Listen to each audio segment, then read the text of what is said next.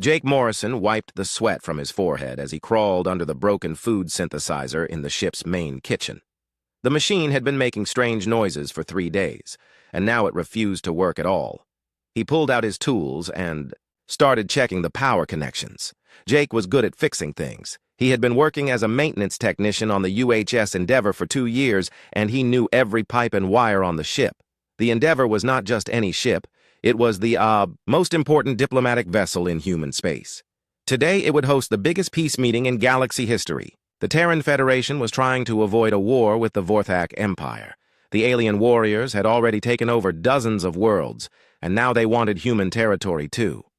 If the talks failed today, there would be fighting across half the galaxy. Jake did not think much about politics. He just wanted to fix the food machine before lunchtime. The diplomatic staff would be angry if their fancy meal was ruined. He found a burned wire and started replacing it when alarms began ringing through the ship. Commander Lisa Bennett's voice came over the speakers. "All crew to stations. The Vorthak delegation has arrived early. I repeat, the Vorthak ships are here now." Jake cursed under his breath. The aliens were supposed to come in 3 hours. He needed more time to fix the synthesizer. He kept working while he heard boots running in the corridors outside.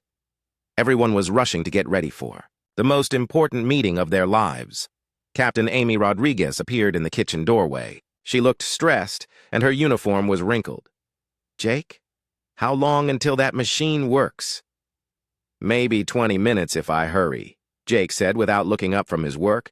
"We don't have 20 minutes. The Vorthak shuttle just docked, and we have a big problem." Amy sat down on a chair and put her head in her hands. "The main computer crashed when you started working on that thing. Half our translation systems are down, and nobody can access the cultural protocols." Jake stopped working and looked at her. "What does that mean?" "It means we don't know how to greet them properly. The Vorthak takes ceremony very seriously. If we insult them by accident, they might leave and declare war." Amy stood up and paced around the small kitchen. "Lisa is trying to fix the computer, but it could take hours. The elf delegation from Silvermoon is having some crisis too, and all our real diplomats are busy with that mess. Can't you just say hello and shake hands?" Jake asked. Amy laughed, but it was not a happy sound. "Jake, these are 8-foot-tall alien warriors who could break a human in half. They have rules for everything. The wrong word or gesture could start a war that kills billions of people." Jake went back to fixing the wire. He had met aliens before, but not the scary kind. When he was a kid, his family lived on a frontier colony called New Kansas. There were some Vorthak refugees there who had fled from their home world during a civil war. Jake used to play with the Vorthak children and learn some of their language. Their parents taught him about their customs and stories. But that was different. These refugees were peaceful farmers, not warriors. "Wait," Amy said suddenly. "You grew up on New Kansas, right? Didn't you know some Vorthak there?" "A few families, yeah, but they were just regular people, not soldiers or diplomats." Amy grabbed his shoulder.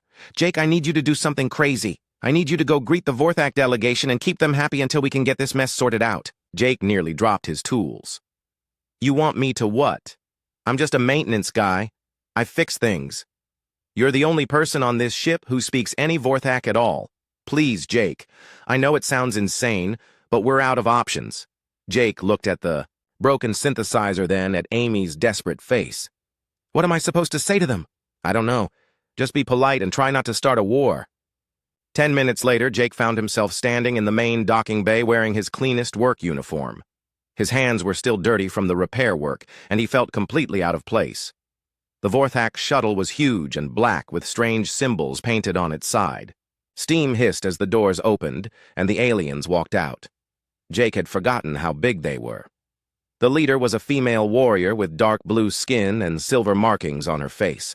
She wore armor that looked like it was made from some kind of metal scales and carried weapons that could probably blow holes in the ship's hull. Behind her came 6 more warriors, all just as intimidating. The alien leader looked around the docking bay with yellow eyes that seemed to see everything. When she spotted Jake standing alone, she tilted her head in confusion. She said something in the Vorthak language that Jake barely understood. Jake took a deep breath and tried to remember the words his old friends had taught him. He bowed the way he had seen the refugee children do and spoke slowly in Vorthak. "Welcome, honored warriors. This humble servant greets you in the name of peace." The alien leader's eyes went wide with surprise. She looked at Jake more carefully, then spoke again in Vorthak. "You know the old words human. Who taught you our language?" "Friends from the outer colonies," Jake replied, still speaking Vorthak. "They said your people value courage and honor above all things." The warrior smiled, and it was not frightening at all. "Indeed we do, small builder. I am Kethara of the Third Fleet. You speak our tongue with the accent of the farming clans. This is unexpected." Jake felt some of his fear go away. Kethara reminded him of Mrs. Vexani, who used to give him cookies and tell him stories about warrior heroes. "I learned from good teachers. Please will you follow me to the meeting room? Our leaders are eager to speak with you." "Lead the way." "Young human, you have already honored us more than your diplomatic messages suggested." As they walked through the ship's corridors, Jake pointed out different areas and explained what they were used for. Kethara asked questions about human technology and seemed genuinely interested in his answers. She was nothing like the terrifying monster he had expected. Behind a corner, Zarathel, the elf diplomat, watched this strange scene with growing fascination. She had been dealing with her own people's problems when the alarm sounded.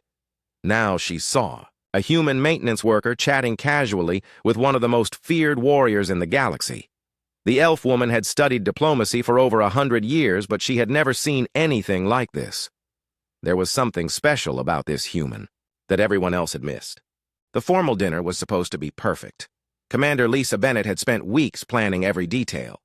The main dining hall was decorated with symbols from all three species, and the menu included foods that everyone could eat safely. Long tables were arranged in a triangle so that humans, elves, and Vorthaks could see each other as equals. Jake stood in the kitchen putting the final touches on the food synthesizer he had repaired. The machine was working perfectly now, but he felt nervous about the dinner. Captain Amy had told him he needed to attend as the cultural liaison until the real diplomats finished dealing with their computer problems. Jake did not know what a cultural liaison was supposed to do. Dr. Susan Clark found him checking the synthesizer for the third time. She was the ship's expert on alien biology and had spent years studying different species. "You did good work with the Vorthak delegation this afternoon, Jake. Kethara seems to like you." "She's not as scary as I thought she would be," Jake said. "She asked a lot of questions about how we grow food and repair our ships. She seemed really interested in normal, everyday stuff." Susan smiled. "That's because you treated her like a person instead of a dangerous alien.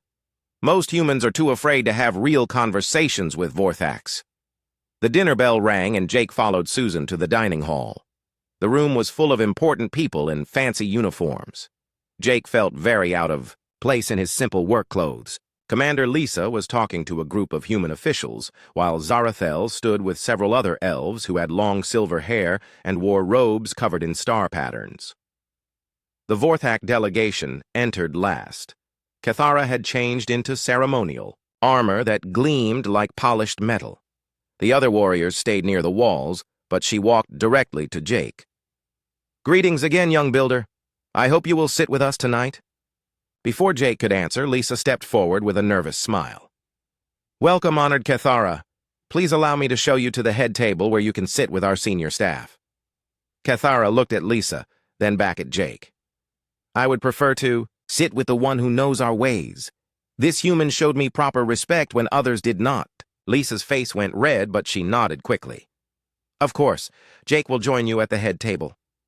The seating arrangement got confused when the elf delegation arrived at the head table. Zarathel was supposed to sit between the human and Vorthak leaders, but somehow Jake ended up between her and Kethara instead.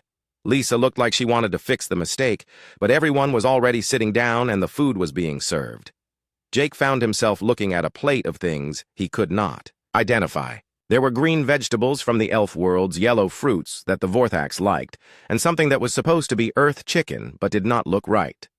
He picked at his food while the important people around him made polite conversation. About trade agreements and territorial boundaries, Zarathel turned to him with curious green eyes. "You are not what I expected from human diplomatic staff. Most of your people who deal with other species are much more formal." "I'm not really diplomatic staff," Jake said. "I just fix things when they break. I'm only here because of a computer." "Problem?" Interesting. And yet you managed to welcome our Vorthak friends better than trained ambassadors might have. Zarathel spoke in a musical voice that reminded Jake of wind chimes. Tell me what you know about their culture. Jake shrugged. Not much, really. I had some Vorthak neighbors when I was a kid. They taught me that family and honor are the most important things to them. They love stories about brave heroes, and they think physical work is just as valuable as mental work. Cathara was listening to their conversation. The young human speaks truth. Your diplomatic messages spoke only of trade and territory, but this one understands what matters to our hearts. What matters to your hearts? Zarathel asked. Cathara put down her eating utensil and spoke carefully. We are not the monsters your people believe us to be. Yes, we are warriors, but we fight to protect what we love, our children, our elders, our way of life. When we expand to new worlds, it is because our old worlds can no longer support our growing population. Jake nodded. The Vorthak families I knew always talked about their homeworld with sadness. They said the soil was getting tired and the mines were running empty. Exactly, Cathara said. We do not conquest for glory. We conquest for survival. Zarathel leaned forward with interest. This is not what our intelligence reports suggested. Our analysts believed you were building an empire for its own sake. Your analysts never asked what we truly needed, Cathara replied. They only looked at our military movements and assumed the worst. Dr. Susan Clark, who was sitting nearby, had been listening to this conversation. She joined in. What do your people need most right now? Cathara thought for a moment. Rich soil for farming, clean water sources, certain minerals that our technology requires. Most importantly, safe places where our young can grow up without fear. Jake looked between the alien warrior and the elf diplomat. That doesn't sound like conquest. That sounds like immigration. Immigration, Zarathel repeated the word slowly. We elves have dealt with population movements for thousands of years. When species need new homes, we help them find suitable worlds that are not already occupied. You would do this for us? Cathara asked with surprise in her voice. We might if we understood your true needs instead of only seeing your warships. Jake had an idea. What if the three species worked together instead of fighting? Humans are good at building things quickly. Elves know how to manage resources wisely. Vorthaks are strong and could protect everyone from real threats. Both women stared at him. Then Zarathel began to laugh. It was a beautiful sound, like silver bells. From the mouths of maintenance workers come the wisest words. You see solutions where diplomats see only problems. Cathara nodded slowly. This human thinks like a warrior but fights like a builder. He seeks victory through creation, not destruction. The conversation was interrupted when a young Vorthak officer approached the table. He whispered something in Cathara's ear that made her face go pale. She stood up quickly and spoke in rapid Vorthak to her advisors. Jake caught enough words to understand that something was wrong. A ship was approaching, and someone was sick or injured. Cathara looked torn between duty and worry. What is happening? Zarathel asked. Cathara hesitated, then spoke quietly. My daughter's ship approaches. She was wounded in our last campaign and suffers from what you would call battle trauma. She should be recovering at home, but she insisted on coming to ensure my safety. Battle trauma, Susan said. We have treatments for that condition. Both human medicine and elf healing techniques have had success helping soldiers recover from psychological wounds. You would help her, Cathara asked. Of course, Jake said without thinking. That's what friends do. The word friends hung in the air between them. Cathara looked at Jake with something that might have been tears in her yellow eyes. You would call us friends human. Why not? We're all just people trying to take care of our families. Across the table, an ancient alien woman with silver skin and star-like markings watched this exchange with knowing eyes. Nixandra was an oracle from a neutral species, and she had seen many possible futures in her visions. Now she spoke for the first time that evening. The paths of war and peace diverge tonight. I see victory coming not from the strong, but from the one who builds bridges with the same hands that repair broken things. The alarm started ringing just as dessert was being served. Jake dropped his spoon as the ship's lights shifted to the red warning pattern. Commander Lisa's voice crackled over the communication system with tension in every word. All hands to battle stations. Unknown. Vorthek warship approaching at high speed. This is not a drill. The dining hall erupted into chaos. Human officers ran for the exits while the elf delegation moved toward their own ships. Only the Vorthaks remained calm, though Jake could see worry in their yellow eyes. Cathara stood and spoke rapidly to her warriors in their native language. Captain Amy burst into the dining hall with her weapon drawn. Cathara, is this an attack? Did you bring more ships to threaten us? No, Cathara said firmly. This ship comes without my orders. I do not know why it approaches. Jake listened carefully to the Vorthak conversations around him. His language skills were basic, but he caught important words. Daughter, sick, afraid, medical help. The pieces started fitting together in his mind. Lisa's voice came over the speakers again. Vorthak vessel, you are entering neutral space without authorization. State your intentions immediately, or we will consider you hostile. The response came in heavily accented English. This is War Singer Vexara of the clan Kethara. I come seeking my mother who treaties with soft skins. I am wounded and need guidance. Kethara closed her eyes and spoke a word in Vorthak that Jake did not recognize, but the tone was pure pain. My daughter, she whispered in English. She was not supposed to follow me here. Jake stepped closer to Kethara, even though several human soldiers were pointing weapons in her direction. She's hurt, isn't she? That's why she came. Kethara looked at him with surprise. You understood our words. Some of them. She's scared and looking for her mother, just like any kid would be. Amy was listening to reports from the bridge through her earpiece. The Vorthak ship has weapons powered up. Our fleet is moving to intercept. This could turn into a shooting war in minutes. Wait, Jake said loudly. Everyone in the room turned to look at him. This isn't an attack. It's a family emergency. Jake. Stay out of this, Amy warned. You don't understand military situations. But I understand people. Jake looked around the room at all the frightened and angry faces.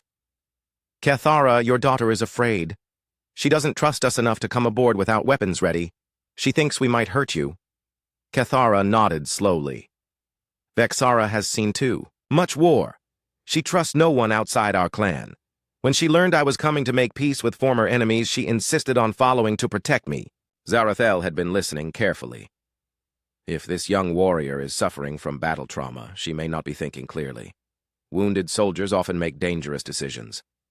Dr. Susan Clark spoke up from where she had been monitoring the situation. I'm reading elevated stress signals from the approaching ship.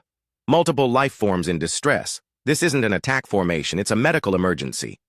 Jake made a decision that could have gotten him arrested or killed. He walked to the communication panel and pressed the button before anyone could stop him. Vexara, this is Jake Morrison speaking from the human ship. Your mother is safe here. She has been treated with honor and respect. We have doctors who can help with your injuries if, you will let us. The response was immediate and angry. Human deceiver, I will not be fooled by soft words. Release my mother or face the fire of Vorthak justice. Jake looked at Kethara, who was watching him with an unreadable expression. Please tell her I'm not her enemy.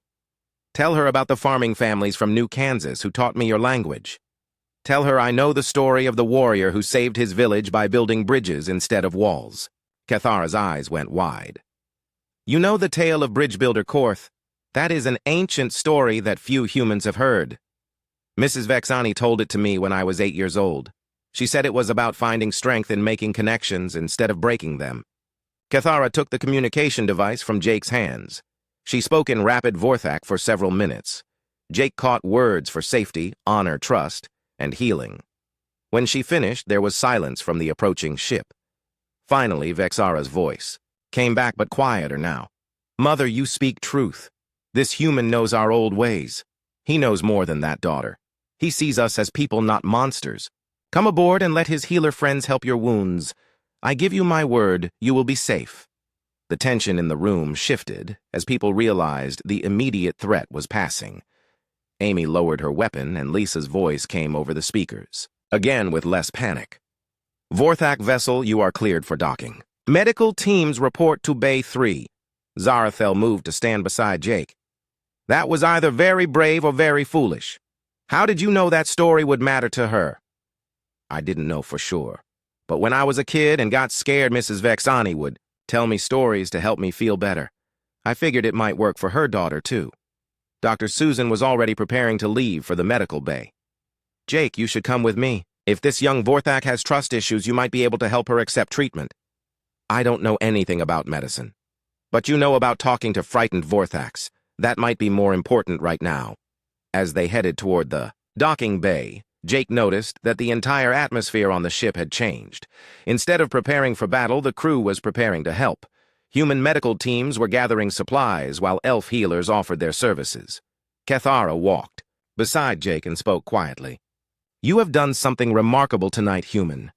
You prevented a war before it could begin. My daughter would have died fighting to protect me, and many of your people would have died with her.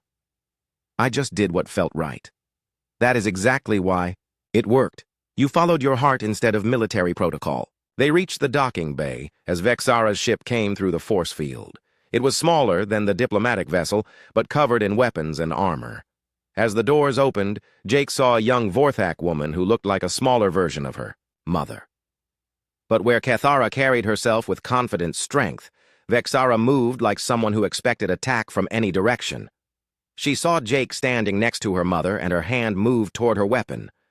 Kethara spoke sharply in Vorthak, and Vexara stopped but did not relax. Jake stepped forward slowly with his hands visible and empty. He spoke in careful Vorthak. Welcome, warrior Vexara. I am Jake the Bridge Builder. Your mother has honored us with her presence and her wisdom. Will you allow our healers to ease your pain? Vexara stared at him for a long moment. Then she replied in broken English. You speak old words human, but words are easy. Actions show truth. Then let my actions speak. Dr. Susan will examine your injuries. I will stay with you to translate and make sure you feel safe. When you are healed, you can decide if humans are worthy of your trust. Behind them, Zarathel watched this interaction with growing amazement. She had seen diplomats work for months to build the kind of trust that Jake was creating in minutes. There was something special about this human maintenance worker that everyone had overlooked until now. 2 hours later, they were all back in the dining hall, but everything had changed. Vexara sat between her mother and Dr. Susan with healing patches on her arms, where the worst wounds had been. The young Vorthak warrior looked tired, but no longer, ready to fight everyone in the room. Jake had spent the time in the medical bay talking to Vexara, while Susan and the elf healers worked on her injuries. He learned that she had been fighting in border wars for 3 years, and had seen too many friends die. She did not trust anyone outside her own clan, and the idea of making peace with humans seemed impossible to her. But when Jake told her about the Vorthak families on New Kansas, who had built farms instead of fortresses, she began to listen. When he described children from 3 different species playing together in the colony schools. Her yellow eyes showed something that might have been hope. Now Commander Lisa was trying to restart the formal negotiations, but Jake could see the same. Old problems coming back. The humans wanted territorial agreements. The elves wanted environmental protections. The Vorthaks wanted resource guarantees. Everyone was talking past each other using diplomatic language that said nothing important. Captain Amy sat down next to Jake and whispered, "The computer systems are fixed now.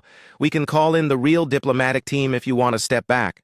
Jake looked around the table at all the serious faces making serious speeches about serious problems. "Can I try something first, just for a few minutes?" Amy shrugged. "At this point, why not? You've already prevented 1 war tonight." Jake stood up and cleared his throat. The important people stopped talking and looked at him with varying degrees of curiosity and annoyance. "I know I'm just a maintenance guy and I don't understand politics, but I have a question for everyone." Lisa frowned. "Jake, we're in the middle of complex negotiations." "I know. But maybe that's the problem. We're making this too complex." Jake pulled out a napkin and a pen from his pocket. "Can I ask what each of your people actually need to be happy and safe?" Kethara spoke first. "We need worlds where our children can grow up healthy. Rich soil for farming, clean water sources, minerals for our technology. Most importantly, we need security from those who would destroy what we build. Jake wrote these things down on the napkin. Okay, what about elves? Zarathel considered carefully.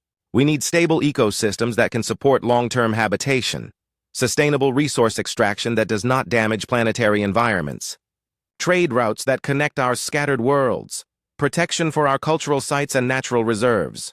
Jake added these to his list. And humans, Lisa answered.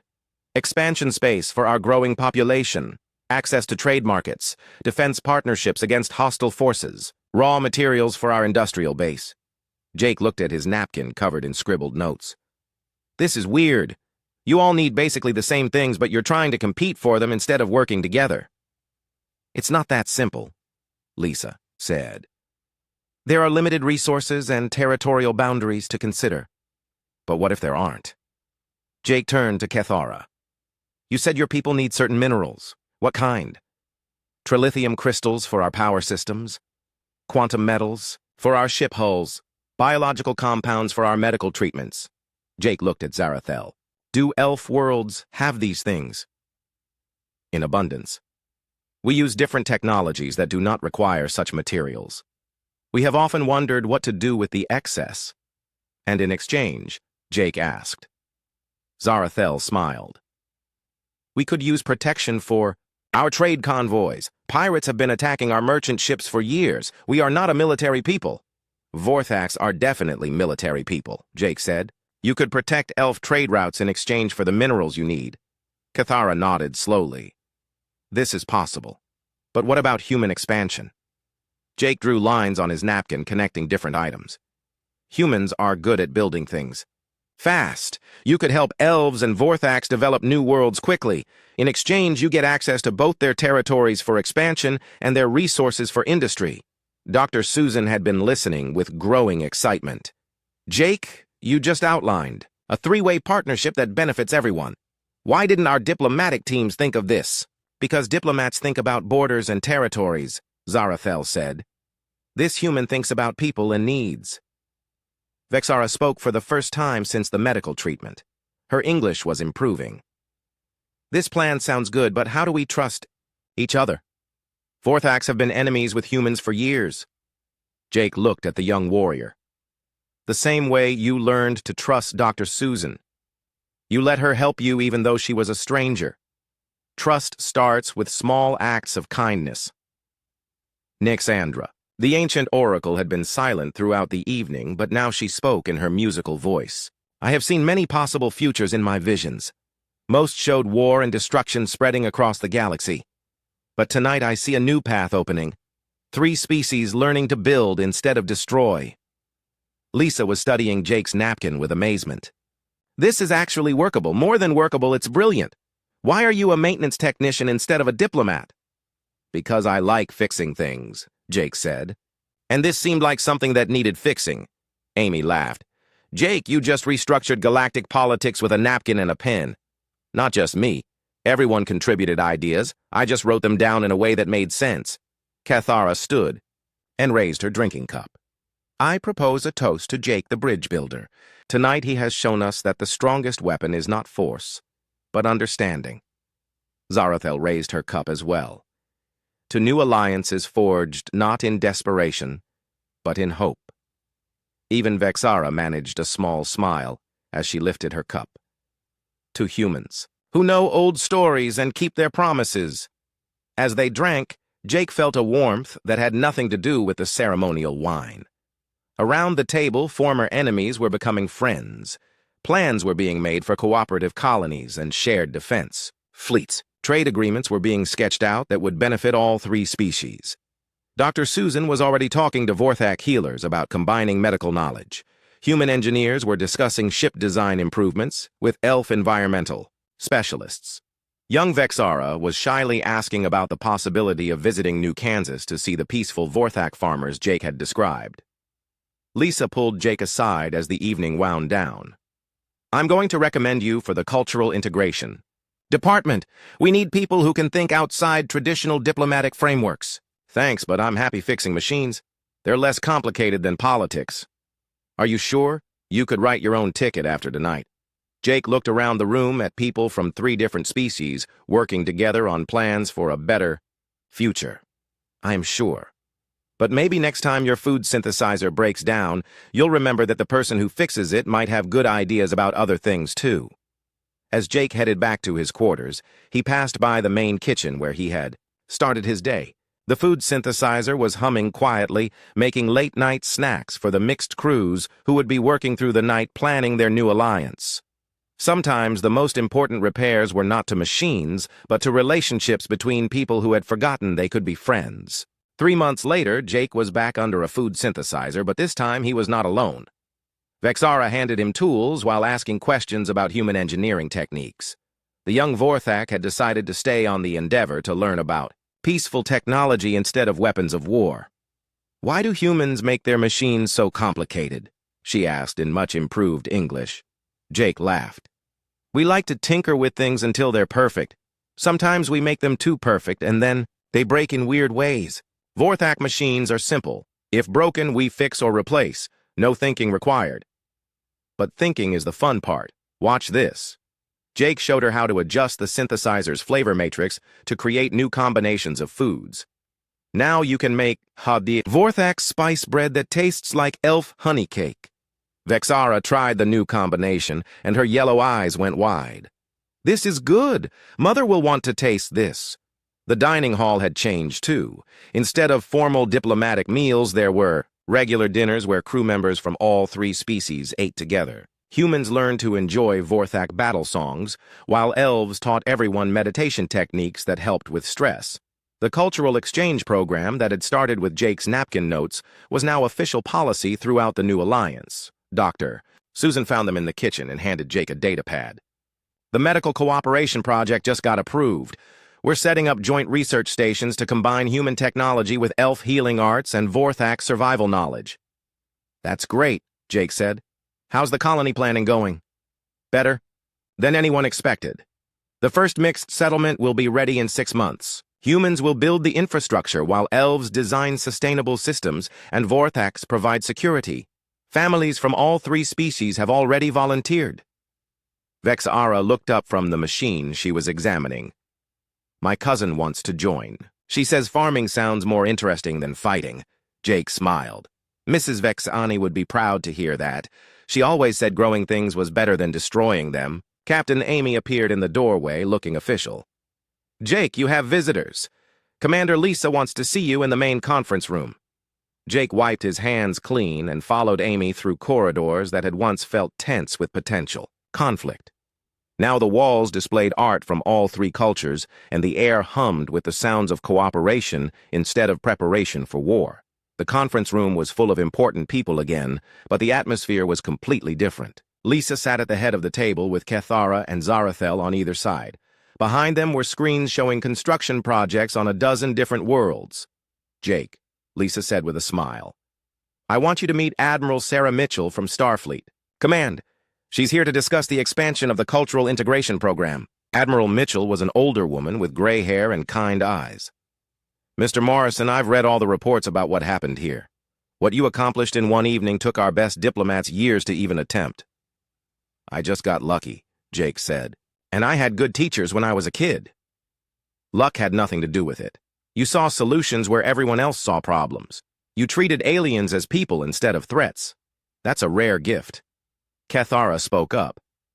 "Jake has become like family to my clan. Vexara writes to me about her studies and says she wants to become an engineer instead of a warrior. This human changed my daughter's entire life path." "And he's changed mine as well," Zarathel added. "I've learned more about effective diplomacy from watching him work than from all my formal training. We're implementing his methods in our academy." Admiral Mitchell leaned forward. "Jake, we want to offer you a position as Director of Cultural Relations for the new alliance. It would mean traveling to different worlds, helping other species learn to work together the way you did here." Jake thought about it for a moment. "That sounds like a really important job, but I'm not sure I'm qualified."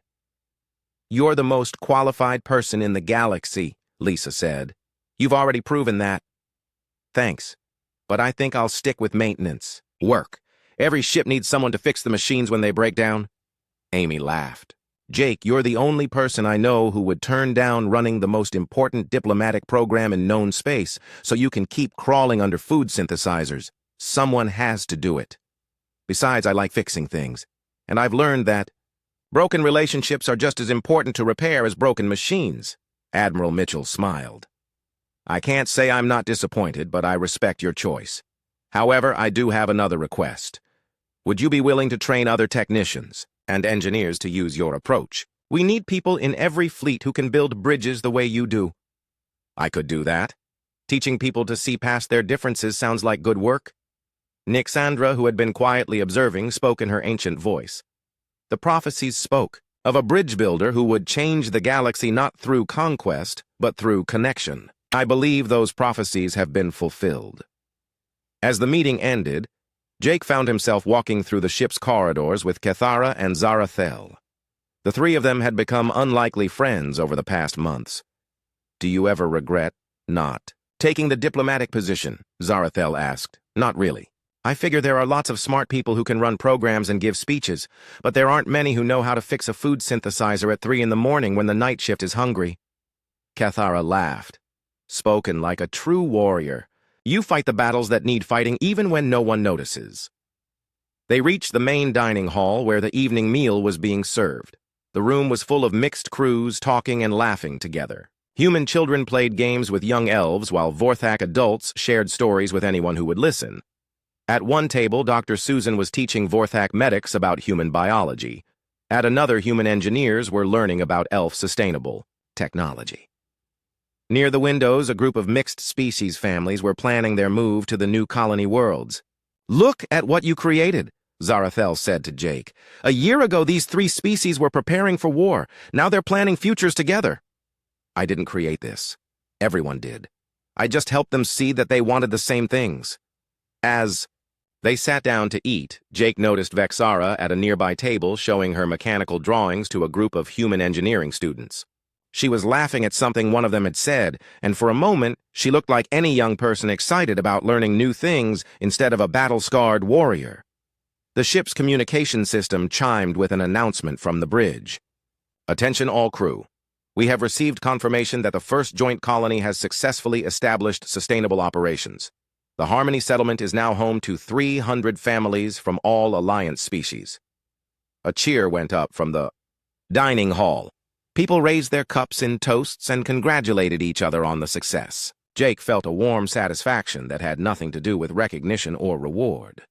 Later that night, as he made his final rounds checking the ship's systems, Jake found a message waiting for him from Mrs. Vexani on New Kansas. The old Vorthak woman had heard about the Alliance and wanted to thank him for remembering the lessons she had taught him as a child.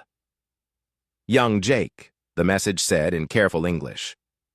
You have become the bridge builder from our old stories. You have shown that the strongest foundations are built not from stone but from understanding between different peoples. Your parents would be proud. Jake saved the message and headed to his quarters. Tomorrow there would be more machines to fix and more people to help understand each other. The work was never finished, but that was okay. The best kinds of work never really ended. As he passed through the corridors, he could hear the quiet sounds of a ship at peace. Soft conversations in 3 different languages. The hum of systems working properly. The gentle vibration of engines, carrying them toward new worlds and new possibilities. Sometimes the most important victories were the quiet ones that happened one conversation at a time around dinner tables, where former enemies learned to become friends. And sometimes the greatest heroes were the ones who fixed the small problems so that other people could solve the big ones. Jake Morrison was content to be exactly what he had always been. A person who fixed things when they broke down and helped. Others see that most problems had solutions if you looked at them the right way.